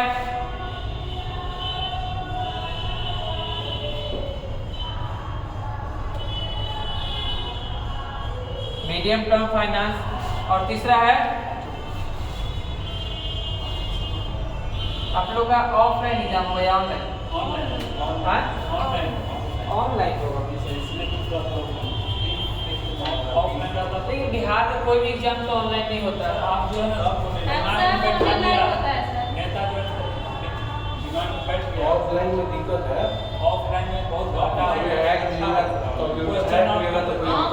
तो 2 बार लेकर के चलिए सर कि 2 बार एग्जाम दे रहे हैं। प्लस पौधा कम काटना पड़ता है, आपने भी जरूरत नहीं पड़ता है।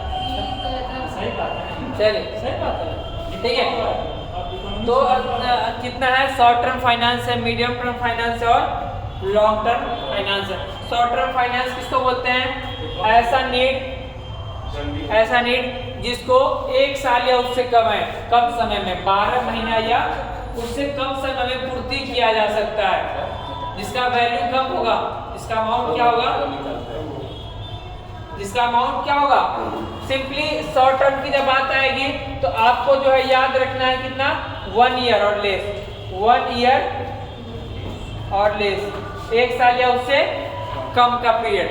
ठीक है, ऐसा रिक्वायरमेंट, ऐसा नीड जिसको फुलफिल जो है 1 साल या उससे कम समय में किया जा सकता है। जैसे रॉ मटेरियल खरीदना है, क्या खरीदना है, रॉ मटेरियल खरीदना है, उसके लिए हमें पैसा नहीं है, लोन लेना है, तो कौन सा लोन लेंगे, शॉर्ट टर्म लोन। कौन सा लोन लेंगे, शॉर्ट टर्म लोन लेंगे। ठीक है, हमें लेबर को सैलरी देना है, एम्प्लॉय को क्या देना है, सैलरी देना है, तो उसके लिए 10 साल का लोन लेंगे क्या, नहीं, शॉर्ट टर्म ही लोन लेंगे। ठीक है, और किस काम के लिए, मतलब डे टू डे एक्टिविटी के लिए, डेली बेसिस पे जो काम किया जाता है उसके लिए जो खर्च होता है, तो उसका जो पेमेंट होता है उसके लिए हमें लोन चाहिए, तो कौन सा लोन लेंगे, शॉर्ट टर्म। दूसरा हमारा क्या है, मीडियम टर्म, जिसका ड्यूरेशन क्या है, 1 साल से लेके 5 साल, 1 साल से लेके कितना, 5 साल तक के लिए जो हम लोन लेते हैं, 1 साल से लेके 5 साल तक के लिए जो लोन लेते हैं, तो वो किस में आएगा, वो हमारा आ जाएगा मीडियम टर्म में। ये लोन क्यों लेते हैं, ये लोन क्यों लेते हैं, ताकि हमें क्या करना है, एसेट्स खरीदना है, क्या करना है, एसेट्स खरीदना है।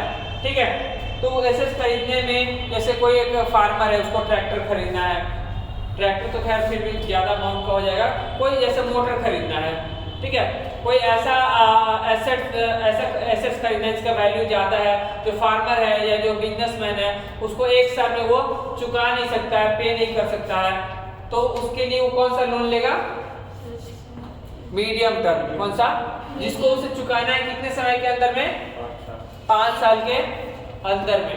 अगर कोई वो ऐसा खर्च करना चाह रहा है जिसका वो पेमेंट 5 साल के अंदर में नहीं कर पाएगा, 5 साल के अंदर में, यहाँ पे है 5 और मोर ईयर, 5 और मोर, 5 साल या उससे अधिक, 5 साल या उससे अधिक। ठीक है, तो जैसे कि अगर बिजनेस को हमें क्या करना है, एक्सटेंड करना है, हमें नया ब्रांच बनाना है, हमें बिजनेस के लिए बिल्डिंग बनाना है, जमीन खरीदना है, जहाँ पे हेवी एक्सपेंडिचर है, जहाँ पे क्या है, हेवी खर्च होने वाला है, तो ऐसे खर्च के लिए जो हमें फाइनेंस चाहिए, जो लोन चाहिए, उसको हम क्या बोलेंगे, long term sources of finance, long term sources of. आप अपने बुद्धि से ये बताइए कि कौन जो लोन है उस पर रेट ऑफ इंटरेस्ट सबसे कम होगा, लॉन्ग टर्म में सबसे कम की बात कर रहे हैं, सबसे कम जो है रेट ऑफ इंटरेस्ट किस पे होगा, लॉन्ग टर्म पे, मीडियम टर्म पे, शॉर्ट टर्म पे, शॉर्ट टर्म नहीं बताइए, आप बताइए, गुमसुम है, नहीं अच्छा लग रहा है, लग रहा है, आपका भी 6 तारीख को एग्जाम है, सबका एक ही दिन है एग्जाम। ऑल इंडिया लेकिन मेरा फर्स्ट सिटिंग में। अच्छा, अभी कहाँ दिया है? पूरा सिटिंग है, बोले ना पूरा सिटिंग है। हमारा ही first बताइए, आप बताइए कि सबसे कम रेट ऑफ इंटरेस्ट किस पे लगेगा, लॉन्ग टर्म लोन पे या शॉर्ट टर्म लोन पे या उसको क्या मीडियम नाम टर्म? है? राम कर किशोरी वो थी ना बिहार विद्यालय परीक्षा समिति, नंद किशोरी, नंद किशोर नाम है किसका? बिहार विद्यालय चल परीक्षा रहा है समिति दिमाग का में, उसका क्या नाम? वहाँ आया है क्वेश्चन बताइए पहले। तब तो बता दिए सर, शॉर्ट टर्म। गलत है। कुछ भी बता दिए, ठीक है। देखिए, सबसे कम रेट ऑफ इंटरेस्ट जो है वो लॉन्ग टर्म पे लगेगा। लॉन्ग टर्म पे क्यों लगेगा? क्योंकि बैंक को मतलब कि पता है कि ये जो है हम इसको 10 साल के लिए लोन दे रहे हैं, ठीक है, इससे हमें 10 साल तक इंटरेस्ट लेना है। इससे हमें कितना समय तक इंटरेस्ट लेना है? 10 साल तक। तो और शॉर्ट टर्म वाले में क्या होता है, बैंक को पता है कि 6 महीने में ये हमें रिटर्न कर देगा, 6 महीने में क्या करेगा, रिटर्न कर देगा। तो इस पे हम क्या करेंगे, जितना कम समय में ही ज़्यादा से ज़्यादा इसे चार्ज कर ले, ज़्यादा से ज़्यादा।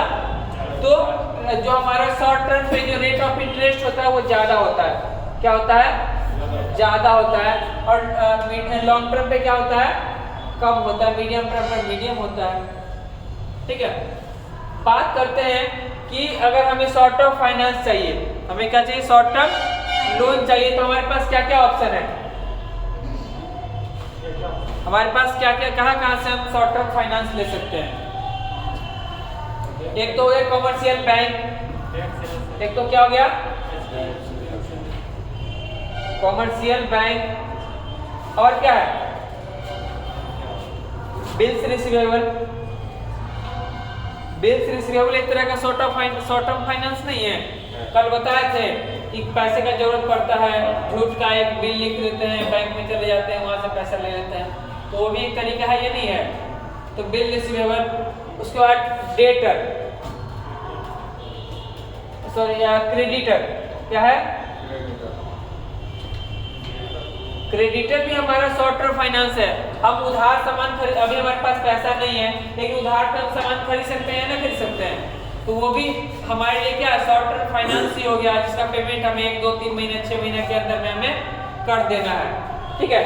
तो ये सब एग्जाम्पल है किसके, हमारे ये सब एग्जाम्पल है किसके, शॉर्ट टर्म के। किसके? मीडियम टर्म में हमारे पास क्या क्या है, मीडियम टर्म और लॉन्ग टर्म लगभग एक ही है, ठीक है। मीडियम टर्म में आ जाएगा, यहाँ बैंक भी हमें मीडियम टर्म लोन देता है। बैंक भी कैसा लोन देता है, मीडियम टर्म लोन देता है। हम क्या इशू कर सकते हैं, इक्विटी शेयर, इसमें लॉन्ग टर्म में आएगा, क्योंकि इक्विटी शेयर को हम 5 साल के अंदर में ये नहीं कर सकते हैं। यहाँ पे आ जाएगा डिवेंचर, आ जाएगा, क्या आ जाएगा, प्रेफरेंस शेयर आ जाएगा, क्या आ जाएगा, प्रेफरेंस शेयर। डिवेंचर क्या होता है, पहले ये क्लियर कर लेते हैं, इसका एग्जांपल क्या है। बैंक डिवेंचर और प्रेफरेंस शेयर से हमें क्या क्या मिल जाएगा, मीडियम टर्म लोन मिल जाएगा। लॉन्ग टर्म लोन हमें कहां से मिलेगा, बैंक से लॉन्ग टर्म में मिल जाएगा। डिवेंचर भी हमें क्या देगा, लॉन्ग टर्म देगा। प्रेफरेंस शेयर भी लॉन्ग टर्म देगा, और इक्विटी शेयर भी, इक्विटी शेयर भी क्या देगा, लॉन्ग टर्म लोन देगा। इक्विटी शेयर और प्रेफरेंस शेयर में क्या अंतर है, क्वेश्चन आएगा। इक्विटी शेयर और प्रेफरेंस शेयर में क्या अंतर है, या फिर डिवेंचर और इक्विटी शेयर में क्या अंतर है,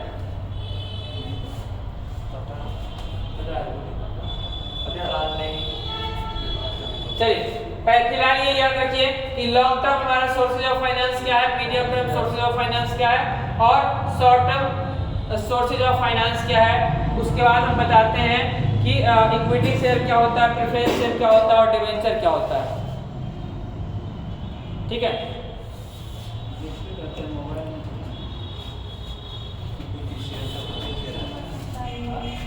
नहीं बेटा, हो गया।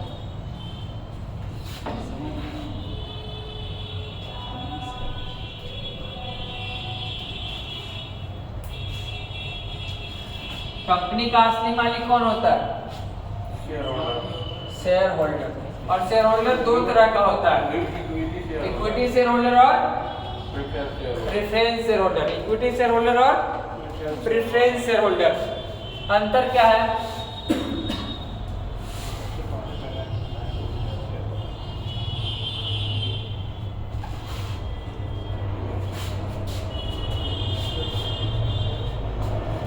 इक्विटी शेयर होल्डर जो होता है वो रियल ऑनर होता है। वो कौन होता है? रियल ऑनर होता है। जबकि प्रेफरेंस शेयर होल्डर जो होता है वो नॉमिनल ऑनर होता है।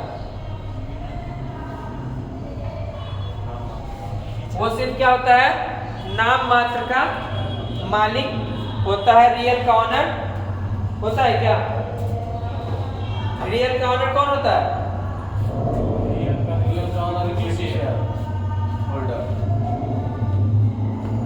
रियल का कौन होता है? Equity share holder. ठीक है। और नॉमिनल कौन होता है? क्यों रियल होता है ये और क्यों ये नॉमिनल होता है? क्योंकि इसके पास क्या होता है? वोटिंग राइट होता है।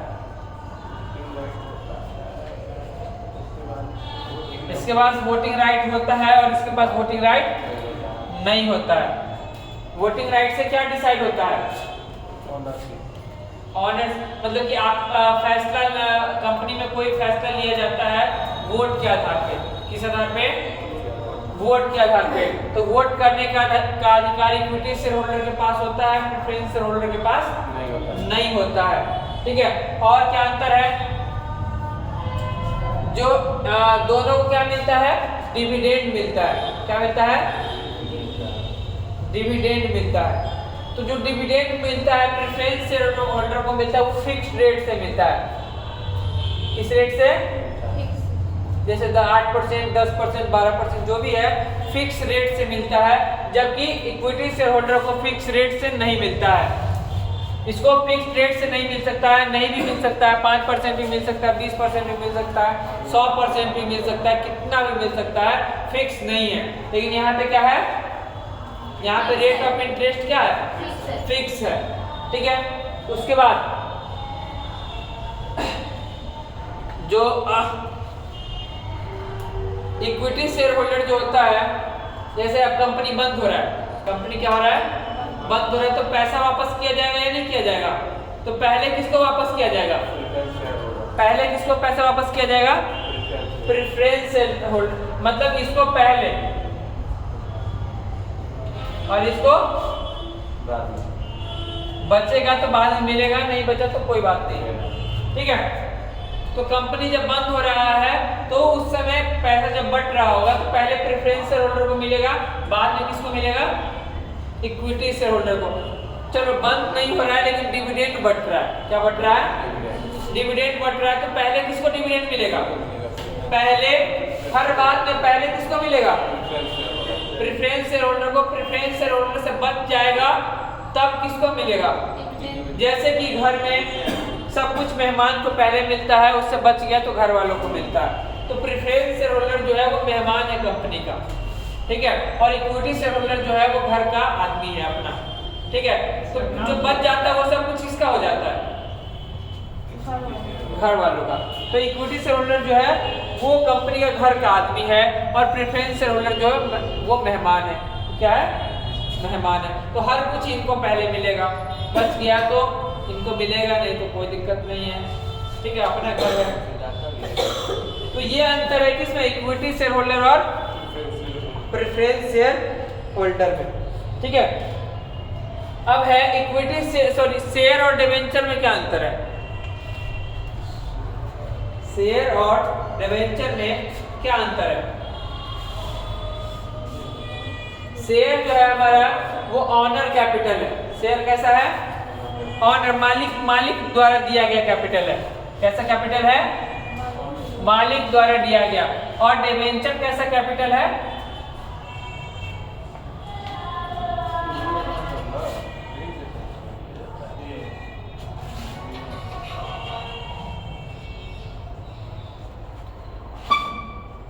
शेयर जो है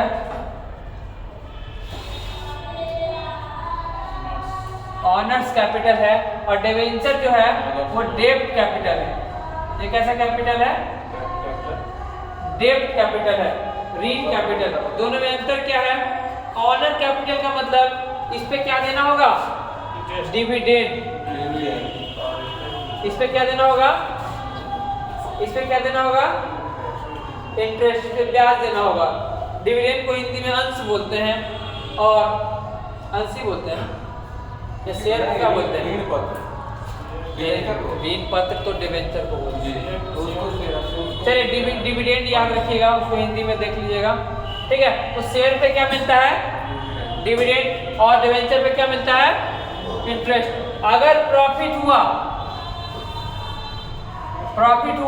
तो डिविडेंड मिलेगा, इंटरेस्ट भी मिलेगा। लॉस हुआ तो डिविडेंड नहीं मिलेगा, प्रॉफिट मिलेगा, सॉरी इंटरेस्ट फिर भी मिलेगा, इंटरेस्ट फिर भी मिलेगा। जब कंपनी बंद हो रहा है, कंपनी क्या हो रहा है? बंद हो रहा है।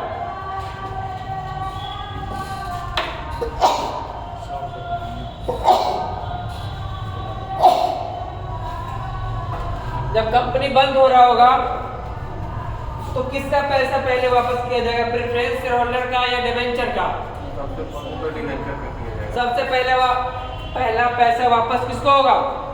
शेयर और डिवेंचर वाले में। हाँ, सबसे पहले डिवेंचर का। सबसे पहले डिवेंचर को। डिवेंचर वाले से पैसा बच गया तो प्रेफरेंस शेयर होल्डर वालों को मिलेगा, उससे ही बच गया तब किसको मिलेगा? इक्विटी शेयर वाला। इक्विटी शेयर होल्डर को पैसा मिलेगा, ठीक है। याद आपसे आपको ये रखना है, क्वेश्चन ये पूछेगा कि कंपनी के पास प्रॉफिट नहीं है, कंपनी के पास प्रॉफिट, फिर भी डिवेंचर होल्डर को इंटरेस्ट मिलेगा या नहीं मिलेगा? मिलेगा या नहीं मिलेगा? मिलेगा, ठीक है। क्वेश्चन ये पूछेगा कि कंपनी के पास जो है वो लिमिटेड प्रॉफिट है, कंपनी के पास क्या है? लिमिट, इतना ही प्रॉफिट है कि सिर्फ जो है वो प्रेफरेंस शेयर होल्डर को दिया जा सकता है, इक्विटी शेयर होल्डर को नहीं दिया जा सकता है। तो क्या प्रेफरेंस शेयर होल्डर को मिलेगा या नहीं मिलेगा?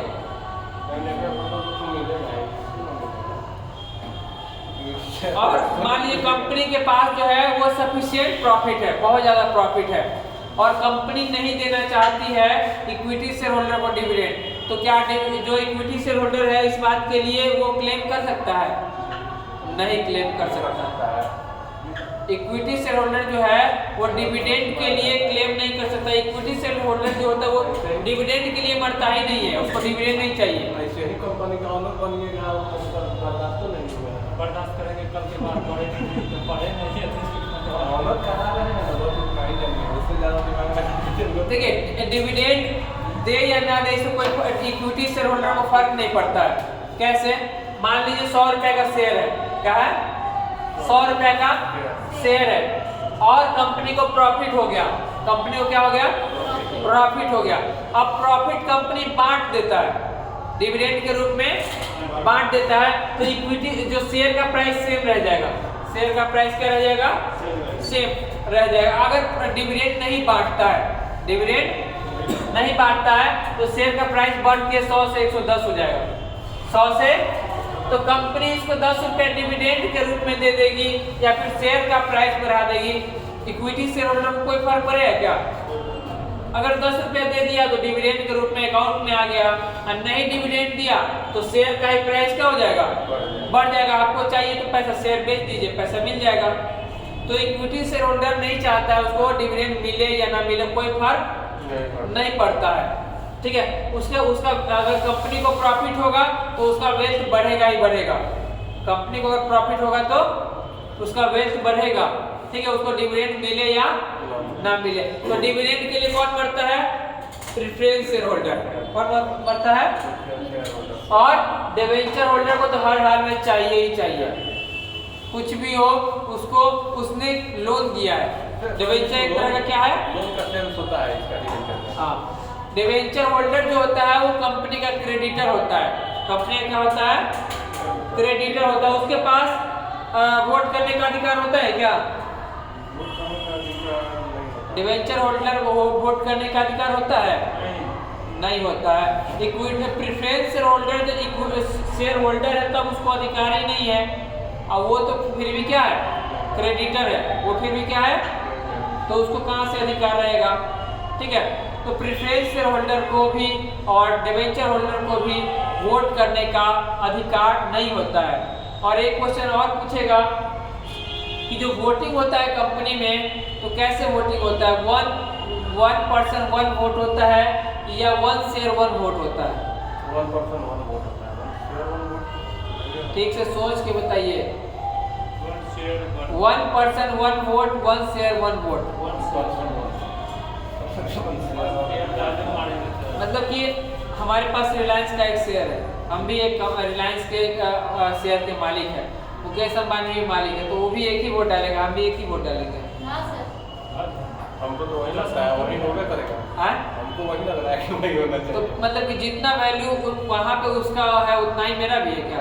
ऐसा नहीं है, वैल्यू से तो मतलब कंपनी में तो वैल्यू तो वोटिंग से ही होता है। उस कंपनी का शेयर है ना, हाँ? उस कंपनी का शेयर अंबानी पे वोट तो एक ही ना देगा। मार्केटिंग सोचिए ना, कंपनी पे डिसीजन कैसे लिया जाता है, वोट के आधार पे। तो जिसका ज्यादा वोट उसका सरकार उसका फैसला हो जाएगा।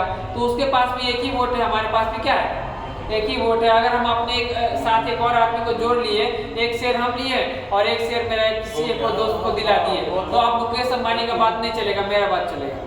ऐसा है मतलब कि उसमें जो आप बताए हैं कि मतलब 51% शेयर जिसके पास होता है वो कंपनी के ओनरशिप में रहता है, तो इससे अब तो अब यही निकलता है कि उसको मतलब 51% वोट का मालिक वो अकेले है।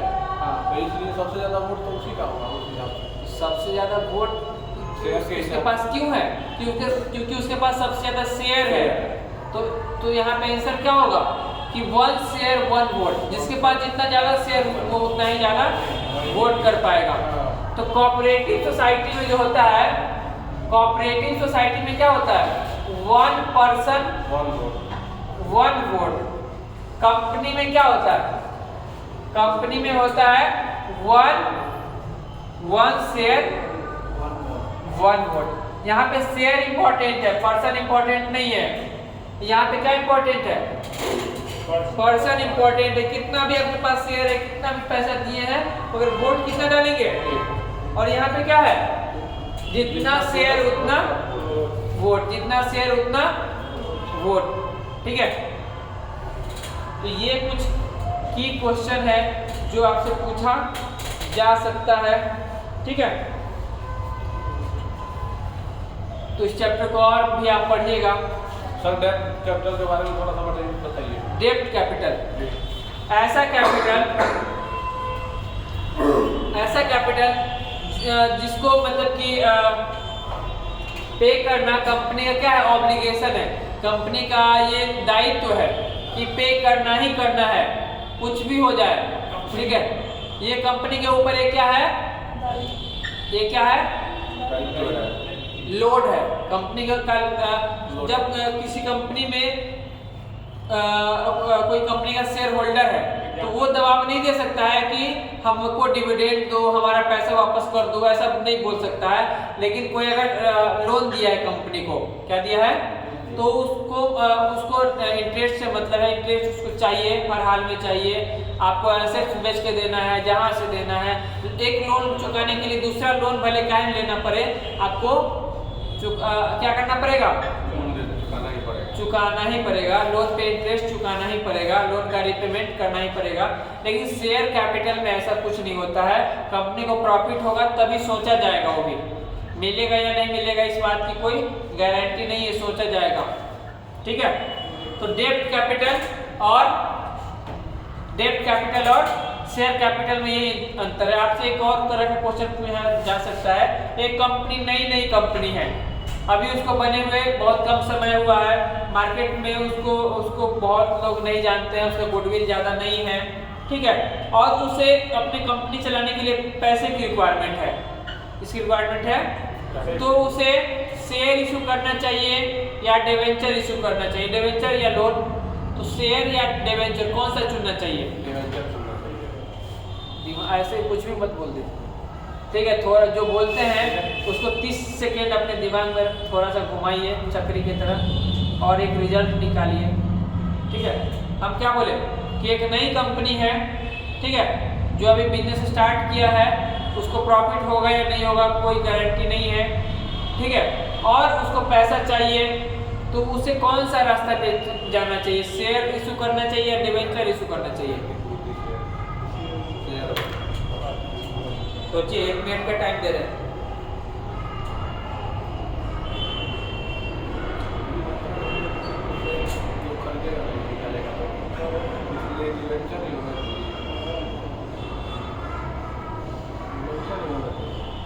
डिवेंचर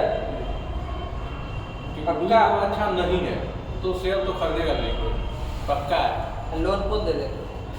लोन तो शेयर है होगा लोन तो दे सकता है क्योंकि वो वसूलने वाला काम है, लेकिन शेयर में तो डूब जाएगा तो ये है, इसलिए डिवेंचर कुछ हद तक ठीक है, देखने लायक है।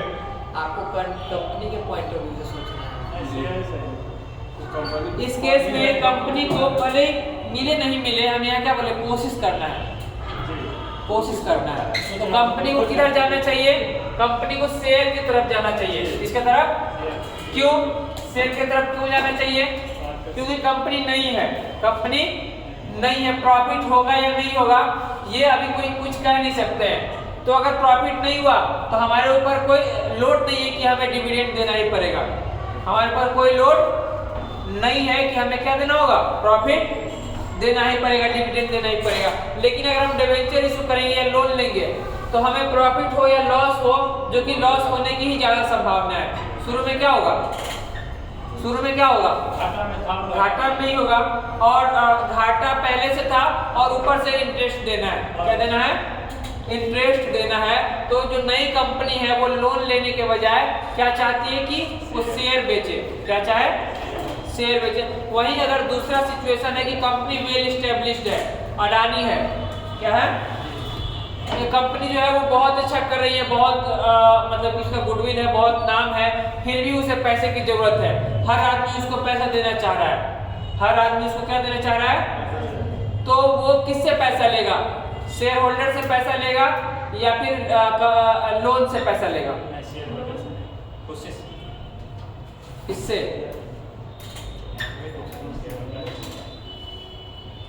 देखिए, एक सिचुएशन है, अडानी है, अडानी का कोई एक कंपनी है जिसमें उसका शेयर है 52% है। कितना है? 52% है। उसे 1000 करोड़ रुपया चाहिए। कितना चाहिए? 1000 करोड़। अब ये 1000 करोड़ अगर वो मतलब कि शेयर इशू करेगा तो इसका जो है क्या हो जाएगा? पहले इसका 52% था, जैसे ही शेयर बेचेगा इसका परसेंटेज घट जाएगा, इसका परसेंटेज क्या हो जाएगा? घट जाएगा। 52% से मान लीजिए हो गया 40%। क्या हो गया? 40%। अब इसको जो है वो बैंक वाला भी लोन देने के लिए तैयार है, बैंक वाला भी क्या तैयार है? अब इसको इंटरेस्ट पेमेंट करने में कोई दिक्कत नहीं है, इंटरेस्ट पेमेंट करने में कोई दिक्कत नहीं है, प्रॉफिट होना है, तय है। तब इसे क्या चुनना चाहिए? इसको लोन वाले रास्ता पे जाना चाहिए। किधर? क्योंकि इसको इंटरेस्ट देने में कोई दिक्कत है क्या? इंटरेस्ट देने में कोई दिक्कत नहीं है। और अगर ये शेयर इशू करता है तो इसका शेयर जो पहले 52% हुआ करता था वो अब घट के क्या हो जाएगा? 40%। तो कोई भी चाहता है कि हमारा शेयर घट जाए, कोई भी चाहेगा कि हमारा 52% था, पहले हमारा राज था 51% से ज्यादा था, जो हम चाह रहे थे वो हो रहा था, अब घट के कितना हो गया? 40%। कोई चाहेगा? नहीं चाहेगा। इसलिए ये आदमी किधर जाएगा? लोन की तरफ। तो कंपनी जब अच्छे हालात में है तो उसको लोन लेना चाहिए, और कंपनी जब अच्छे हालात में नहीं है तब क्या इशू करना चाहिए? शेयर इशू करना चाहिए। समझे? डन? क्लियर?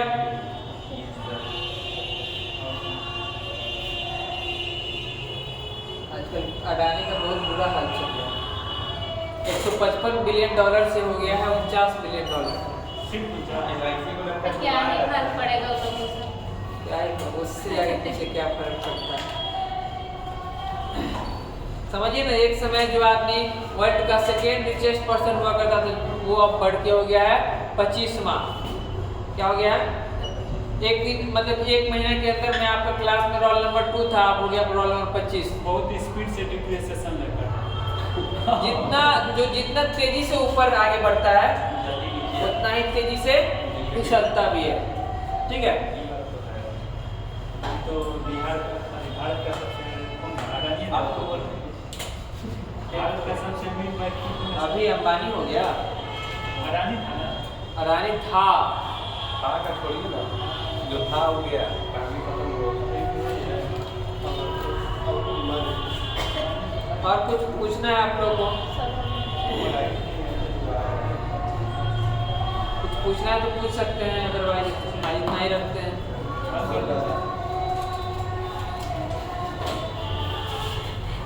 कैसे जाते हैं? अच्छा,